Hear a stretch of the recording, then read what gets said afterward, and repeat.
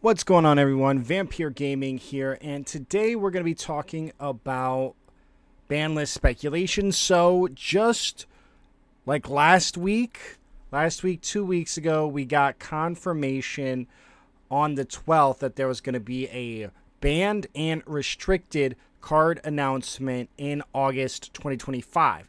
So, there are a couple things that are happening in August 2025. One, of course, is being One Piece Day, which is speculated to be the reveal of Emu, face reveal, and then also this at the same time the reveal of Emu leader, because Emu's face hasn't been published yet. It is, and so it's probably going to be a manga cover or panel that's colored, and then because all the leaders are manga, like their Oda art. So it's probably, that's the only thing that makes sense since we know Emu is the leader, and we haven't seen anything related to Emu. We got the one black card spoiler. I imagine they're not going to show any others until then, but I imagine around that same time, probably the week after the One Piece Day event, is when we will see these bans. And One Piece Day is on August 9th and 10th. So, it's 9th. Bans. I doubt that they coincide it, but they might just because the big reveal anyways. But I imagine they give us some breathing room, go like 16th, 17th. But the big question, though, is are these going to be relevant for Bandai Card Fest? And, of course, like with Blue Purple Luffy being the undisputed BDIF, it's like, well, what's going to get hit? Because the two best decks and two highest showing by percent decks both run purple cards. You know what I'm saying? So in today's video, we're going to talk about just all the cards and all the moves I think could be made, and then my thoughts on them. And we'll talk about like potential unbans, all those. We'll go through all the cards, like what makes sense. Because you got to remember too, whenever you're doing these, you have to like find balance throughout. And so you need to make sure you don't hurt a deck too much. But we also have to keep in mind the optics of OP13. So with that in mind, make sure you hit that subscribe button. Do me a favor, click that. Over 77% of my viewers are not subscribed. It helps me out a lot. Lets me keep this content free and provide you all with everything that I can. So I appreciate you all. So let's talk bans. Nell's got to go. First things, Nell's got to go. Gum Giant's got to go, and Luffy's got to go. No more Luffy. Ban every Luffy leader. Just kidding. Just kidding. All right, so let's talk for real. So first up is Blue Purple Luffy. So Blue Purple Luffy was the undisputed best deck in format for Asia and has continued to be prevalent in their meta as well, with being the #1 flagship winner. I think it just got surpassed by Zoro, but it was leading the charge on flagship winners prior to that. And again, you kind of have to remember like where Zoro's at as well, so there could be an argument to do something there. But we're not going to mention any OP12 cards just because I think you just kind of can't at this point. And I don't, and the deck is pretty much OP12 cards. I think there's the argument for Tashigi, but I don't think we're going to talk Tashigi. Maybe we talk Tashigi. But Blue Purple Luffy, the big cards, of course, you just play to late game. You can't win games without Sanji, for real. Sanji's like your way to win games, and Linlin. These two are the two cards that allow you to win games. You heal a life, so then you're 4 life, 5 life, 6 life leader, and then you go Sanji to play out this, so you get 2 9k threats, and then you can kind of like, you can starve your opponent. It's taken a bunch of different directions. So we'll kind of tackle it. I think one, like, Sanji has always been an okay card. I've never thought Sanji was broken. Sanji existed for 5 sets before this. From OP6, it took until OP11 before this leader really had any prevalence, and it appeared broken. And it's on the crutch of this leader. Within the context of this leader, this card is incredibly good because it's free. And he says draw 2. Because of that, Sanji's incredibly good in this deck. I think Sanji, if this deck doesn't exist, Sanji only exists in Marco, and it's still like only kind of good because Marco has its fair share of downfalls. If Marco said draw 2, be best deck ever made. If Marco said draw 2, pretty good effect. So I think standalone Sanji has zero reason to be hit. I think there's zero reason to even consider this card.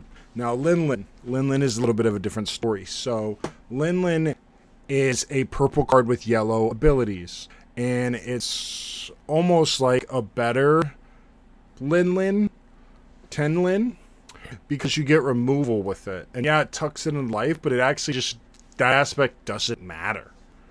And so you don -1, you get rid of a card, you heal 1, and then you can remove a body. So it's essentially like healing 2, because you're removing potential damage from the board, and you're gaining a life. So it's really almost like you're healing yourself too.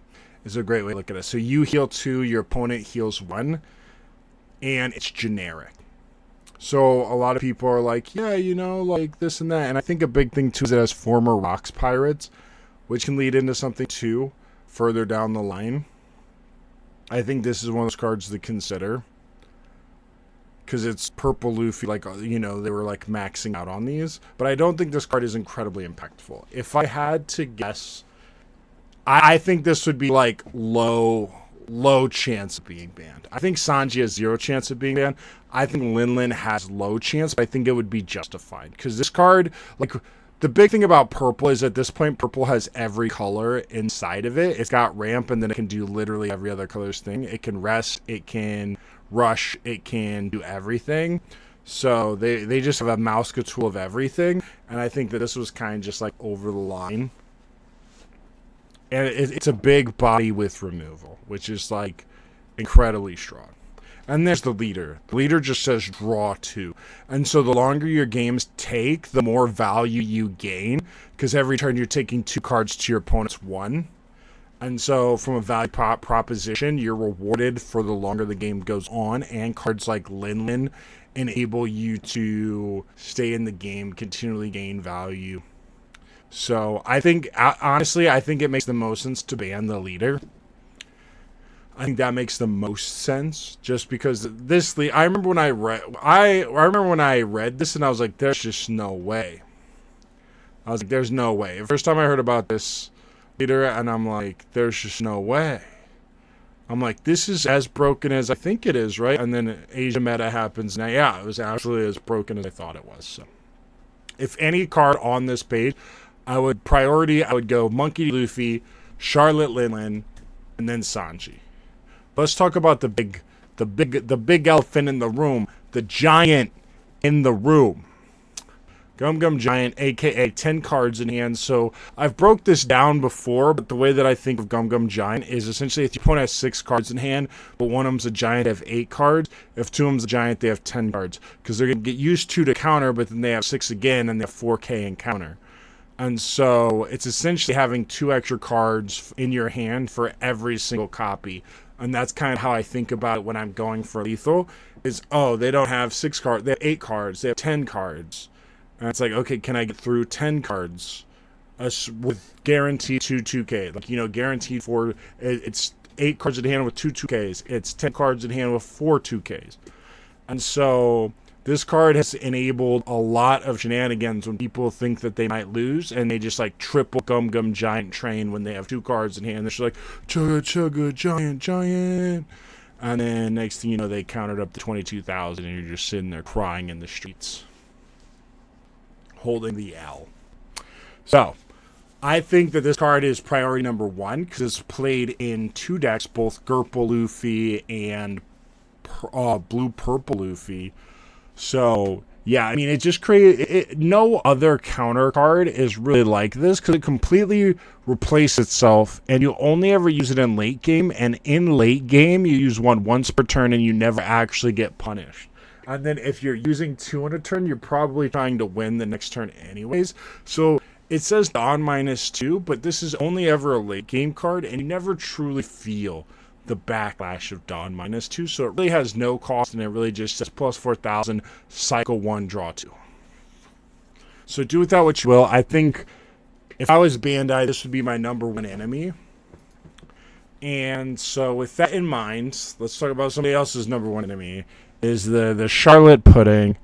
And I know a lot of people have feelings about pudding, which is fine.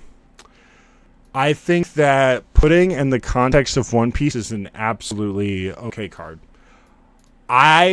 This card never really presented a problem, except in Dofi. Again, this card is an OP06 card, and it just really wasn't that impactful across any metas outside of the Doflamingo meta, because they got to spit out an insane amount of characters on board, play pudding after they hit you for a 7, and then hit you for a bunch more 7s, and you're just like, oh, I'm just going to lose, just because you just lose so much mathematical advantage the moment you get this, and they have so many bodies, it's egregious. A lot of people, every single set, I think, call for this card to be banned. I think Charlotte Pudding is A-okay. I don't think it presents a huge problem as long as there's no giant aggro blue deck. When there's giant, quick aggro blue deck that's better than any red aggro deck ever, we have a problem. I do not think we have a problem. I think it's absolutely fine. I would put this low to no chance. Low to no chance. And then, so yeah, let's go ahead and talk Purple Luffy. Green Purple, so this is, of course, the Dodgers Luffy alternate. I just thought it'd be fun to have it in here like that, just because, you know, it's a cool card. But let's go ahead and talk about it. So, of course, his ability allows you to continually play additional cards and have additional Dawn, but even to the point where you're drawing cards when you play Sanji Pudding, and then you have so many Sanji Pudding, it's almost like you have an extra turn because you're minusing 2, getting 2 back, ramping 3, so you just got 5 Dawn for just using your leader ability. And you can kind of like, you know, you usually play Slim 7 Dawn, 8 Dawn. Sometimes you get up there to 10, but yeah, like you can just pretty much play a whole other turn. You're like, boom, okay, I'll play 6 Rush Luffy. And you're like, I'll -2, restand 2, get 3 back, go 10-10 at life.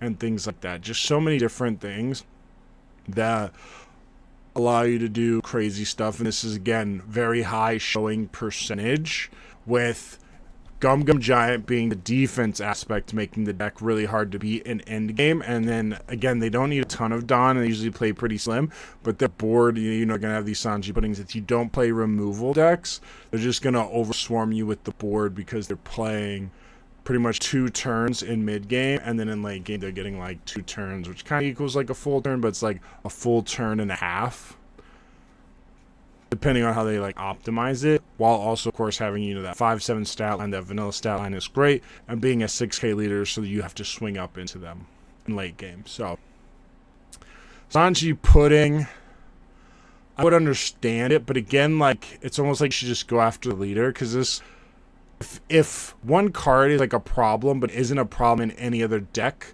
it's really not the problem in my eyes. So it'd be Green Purple Luffy being the problem because it enables shenanigans, but no other deck can really capitalize on it because it's like made for that deck. So it's like you can just take the card out of rotation for other decks that it could potentially help. I'm looking at you, King. Outside of that, you know, I really don't think there's any other deck that's like great for this. But top of mind, like, you know, I'm thinking King. But yeah, the Dawn -2 is super unique. So you could, but that's like the whole deck. And if you go after like Zoro, it takes sort of like key other deck pieces. So it only makes sense to do Sanji Pudding. And then again, at that point, you might as well just take away the deck, because Sanji Pudding is the deck. And then, of course, we have Gum Gum Giant. Same argument here again. You know, we kind of talked about it, but it just allows you to counter out so much. You have a 6k leader. If you chain 3 Gum Gum Giants going down to like no Dawn, you can get out of 22. Because you go +4, you're at 10. You go +4, you're at 14, +4, you're at 18, and then you go 2k, 2k, so you can get out of 2100 if you get lucky. So Gum Gum Giant, I think, just has to go. I still think this deck has incredible legs without Gum Gum Giant. And you could play some like Blast Breath if you really want. But I think they'll just find a way around this. You could also go after like Uso Hachi, but I don't think either of those make sense. I think you just got to go leader or Sanji. I think like I think Gum Giant would be sufficient. I know Bandai just doesn't want to make like a ton of moves, but potentially just, you know, take the leader out. Now let's talk Belo Betty. So we've got Belo Betty here. And so Belo Betty won like 3 events back to back to back. I want to say 2 European events. Maybe it was US, Australia, and then EU, the European. But I think the big 2, like, you know, Belo Betty really didn't have much going into this. Like, much of a showing. A little bit of showing right at the tail end of OP10. And I think it's like a lot of people have put in the time. The deck is just incredibly aggressive, and it's either you win or you lose in 10 minutes, and you're going to find out very quickly. And the deck's kind of always been that, but of course it's continually gotten support with a lot better triggers on the yellow side, not requiring cards and value in hand, offering a lot more support here for Betty. And then of course we have cards like Karasu, which when you buff your characters by 3,000, if you stick a Karasu, now it's a 4,000 differential, and then even your little baby searchers are swinging 5-on-4, which hits like a brick train when they're non-stop coming at you. And then you have, of course, Emporio Vonkov. If your character has 7,000 power or more, this card, you can play 1 Revolutionary Army from your hand with a power of 5,000 or less, which allows you to play Karasu, but this is on 4, allows you to go super wide. The 5 cost of Vonkov is still pretty good, but I think that this card is like, the 5 cost can find something not good, but you can guarantee and just go wide, and it's also activate main, so you can use it to kind of cheat Dawn. And if your opponent doesn't play any removal, you can really run away with the board. But again, if you stick to like 2 Karasus, then you're swinging like 8 at 3, and you just do 3 of those, they're at 0 life already, and they're like, oh my goodness. So I think it allows for a lot of shenanigans, allows you to go for super wide, and just allows you to be incredibly oppressive with that. So I think Vonkov makes the most sense, because Vonkov enables a lot of like going wide is the big issue. Now, do I think Belo Betty needs to be hit? That is to be determined. Belo Betty could need that. It looks like all the Sabo cards are going to be black, and so they shouldn't benefit Belo Betty. But OP13 is around the corner, and we do have, of course, a red-black Sabo, so there's potential for red support, which could really just push her over the edge. And then, of course, we have, like, you know, these other leaders coming out as well. So it really begs the question, like, Karasu, we have a 7k leader, but you think we should get rid of Karasu for your 5k 4 life leader when there's a 7k 5 life leader? So I don't think Karasu makes sense. I think Karasu just really helps the new Sabo as well, just too much. Whereas Vonkov, I think there is the argument for Vonkov. Should we deem, because again, Belo, like, I think Belo just dominates top cut. There are some decks that Belo just absolutely obliterates, and that is part of the meta. You know, 4 life leaders, 3 life leaders, you just hit them incredibly hard, incredibly fast, and it's like, okay, especially when the deck lists are greedy and they don't have a lot of counter, it makes it a lot easier. So, and let me know what you all think in the comments below. Should Belo Betty get hit? But yeah, I think if it was a Vonkov, I think there's a decent chance of Vonkov if I had to. I would say it's not like great, but it's definitely better chances than some. I would give it like 30%, because it is a block 2 card, so it's not going to rotate out anytime soon. And then Karasu, yeah, I just think Karasu's low to none. Like, low to none. I don't think Karasu's going to get banned. But let's talk about some others, right? So, another, like, you know, a lot of people like Bankure. Bankure is a ramp card. I could include this in Blue Purple, but I think it's kind of just a little bit more generic here, especially with Roger on the horizon. Of course, every card in that deck opted to ramp already, but Bankure having the ability to win attacking, steal one of your opponent's powers, and then a 13k character dropping that's going to be quite consistent in the meta. It's like, okay, well, you spit out 2 of these, now you can still crack them for 11s after the minus. And this card, of course, again, you know, is value really just kind of determines how strong a card is. And you look at it, you know, at one point we valued this card at $80. The card is incredibly good. It is the best generic purple card that isn't Usohachi. Usohachi probably being number 1, this being number 2 best ramp card out there. Allows you to ramp one, and again, can swing really hard. Then, of course, becomes counter because your opponent needs to remove it. If they don't play searchers, incredibly ineffective. I would say low chance. Low chance Bankure gets banned. Again, just because, like, you look at the prospects of, like, Roger. I imagine they play this because, one, if you're going second, or if you're going first, you play 2 of these on 9. You're going to 10, so you can drop your Roger, but then you get this. Your opponent goes to 10, and then they're playing theirs. Depending on how they ramped up, right? Like, but you spit out 2 of these. They establish theirs. Then you get to go, like, 10-10 or 11-11, then play your guy, and then negate this. Like, I think there's some merit there. So, TBD, but I think this card has the potential. Then Eustace Captain Mid. I just want to mention Eustace Captain Mid because throughout the ages, every single time, whenever like people aren't playing removal or like answers to this, people get really upset. And he can really, like, you know, he has his moments. Well, he's block 1, so he's going to be gone come April. TBD if they decide to honor PRB reprints that have historically happened, because this was a PRB reprint to be added into rotation. We don't have any information regarding rotation, so we can only operate under the assumption that he will be rotated out. And if that is the case, I mean, you know, it's like 8 months worth of play. I don't think it's worth to go after OP1 cards in that aspect, just because of the optics of just banning a card.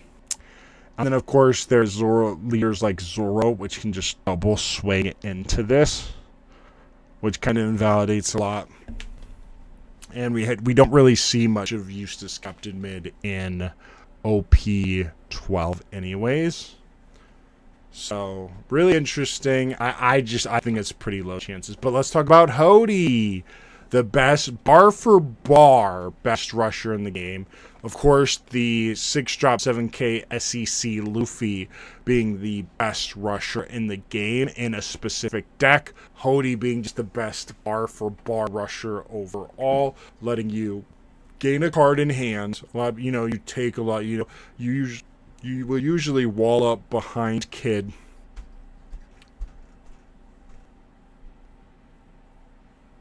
And then after you wall up behind Kid, you'll play Hody, take a life. You know, it just becomes like a value proposition. So you get value and you get the rest 2 characters.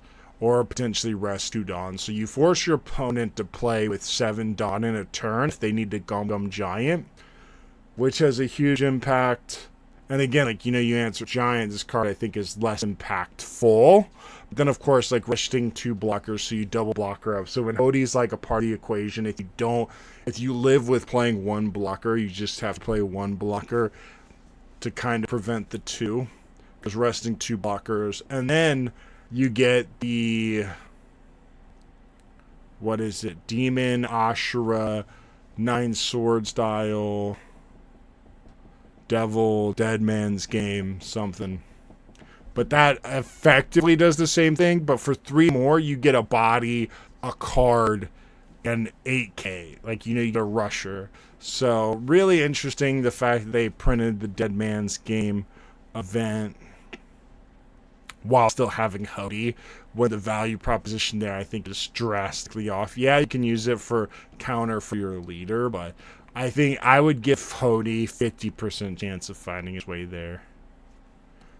Card, again, you know, value kind of dictates the strength of a card, and I'm starting to see more Fishman Zoro, where they're playing 4 Vander and then 4 Hody, so they can ditch a Hody, just KO anything. So really interesting to see. Like, obviously love that creativity there, finding use for Vander decking. But yeah, I think Hody could be on the chopping block. All right, and then let's go ahead and talk. Of course, they can unban things. Asia meta has not, but the English meta has. So it's very interesting to see how they decide to operate, especially with the number of cards on the lists going to be rotating out. and by number of cards, potentially like Kabaji, things like that. But so let's talk about Unbanned. So to kind of prime this conversation, though, we need to talk about Gold D Roger, which is a 10 cost, 13,000 power card that says negates the effect of your leader. So your leader is now no longer minus 2,000. No longer minus 2,000, just permanent 7k leader. And negate the effects of your characters without Roger pirates included in their types. So anything that's like a blocker, a rusher that isn't a Roger pirate no longer has that effect. But they've printed a pretty great suite covering every single card you could ever want as a Roger pirate. So you got that going for you. And then on play, Dawn -3, up to one of your leader gains plus 2,000 power. So now you're 9,000 power leader. You're 7k because your effect's negated even though you minus. So then you go up to 9. And then all your opponent's characters are minus 2,000. So you're 9,000, all their characters are minus 2,000, which mathematically makes you an 11k leader for any existing character. It's the same math as you being an 11,000 power leader. You know what's crazy? We had a 9,000 power leader, and that leader was a problem. But an organic 7 can become 9, which is really 11. Is fine? I don't know about that.